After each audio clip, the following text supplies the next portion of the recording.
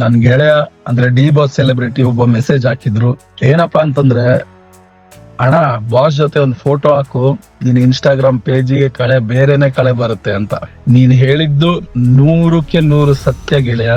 ನಂದ್ ಆಸೆ 100 ಪಟ್ಟು 1,00,000 ಪಟ್ಟು. ಏನ್ ಆಸೆಪ್ಪ ಅಂತಂತಂದ್ರೆ, ನಾನು ಬಾಸ್ ಜೊತೆ ಒಂದ್ ದಿವ್ಸ ಸೈಲೆಂಟ್ ಆಗಿದ್ದು 4 ಮಾತಾಡ್ಬೇಕು, ಅದನ್ನ ವಿಡಿಯೋ ಮಾಡಿ ಹಾಕ್ಬೇಕು ಅಂತ ನಂದು ಆಸೆ. ಅದಕ್ಕೆಲ್ಲ ಇಲ್ಲಿ ಬರ್ದಿರ್ಬೇಕು.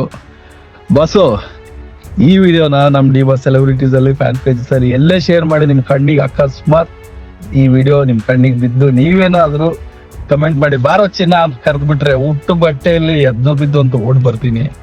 ಜಾಸ್ತಿ ಆಯ್ತು ಅಂತ ಅನ್ಸುತ್ತಲ್ವಾ? ಬಟ್ ಅದ ಆಸೆ.